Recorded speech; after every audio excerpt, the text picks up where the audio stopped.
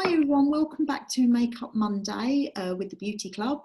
My name's Justine Warwick and with me is Leanne and today we're going to cover brows and lips. So I will start off with lips. One product that I do love to use first of all is the MAC Prep and Prime. We've mentioned this so many times before. It's almost like a lip balm that I apply as a base, and it does help the lipstick stay in place more often. It makes the lips feel lovely and hydrated. So I use that myself and also on my clients, and you do as well, don't you, Leanne? Yeah, I'm just finding mine. I love it. I love it because it kind of conditions, and I feel it plumps the lips slightly as well. And especially as I feel like my top lip is shrinking as I'm getting older. So it just feels lovely, doesn't it? Because I think if you use lip balm or Vaseline and then apply lipstick, it just slides off. That's what I've always found. So I always use that as a base. My lips are always incredibly dry no matter how much lip balm I use. So I have to use something like that, especially if I'm wearing something like red lipstick that will just highlight any dryness in the lips. You've got to be careful, yeah. If you prefer matte lipsticks, particularly, they are going to highlight any imperfection in the lips. So you really need to keep your lips in tip-top condition all the time with a lip scrub or face scrub, and then keep them conditioned with the treatment. That's a good tip. So I always use lip liner. I just like to apply that first. Some people apply that afterwards, but I just follow my natural lip line. Or actually, I go slightly inside my lip line because I've always felt that my lips are quite big. So I go slightly inside. Okay. Yeah, whereas some people would do the opposite. But I just try and follow the natural shape.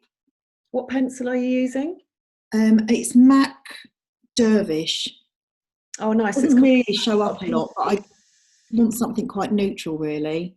Sort of a pinky neutral, isn't it? I'm using Subculture by MAC. This is slightly lighter than Dervish, and it's a bit more natural tone, so it's not quite as pink as I kind of, because particularly the top one, I go slightly,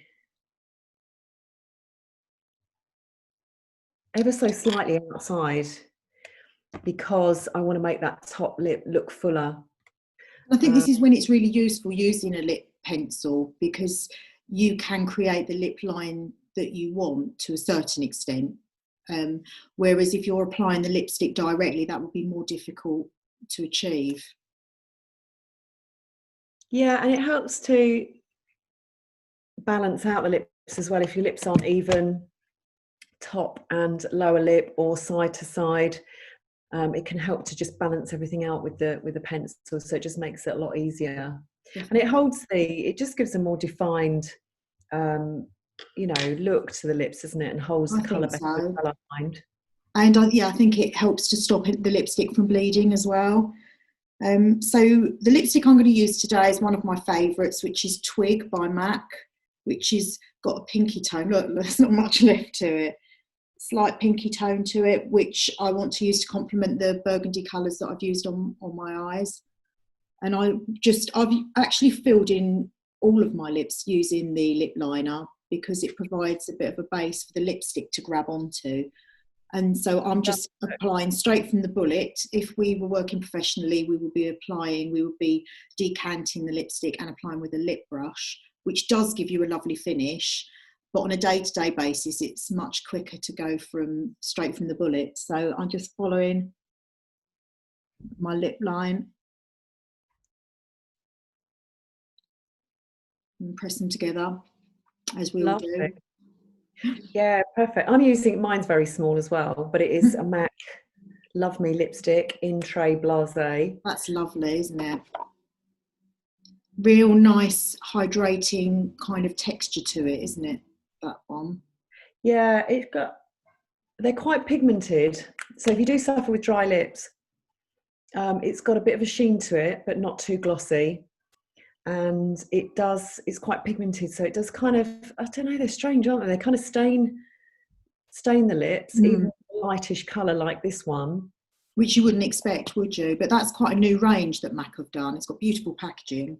It's their newest range, yeah, and it just really conditions and so just it's a nice feel about it as well. It's made with, I think they're made with argan oil. Oh, lovely. Conditioning. But I always do go over with a gloss because I always feel like my lips are dry. So whereas you've got quite a hydrating lipstick there, I will go over. This is another MAC product called Please Me, I think. I can't read that very well. And I just go over.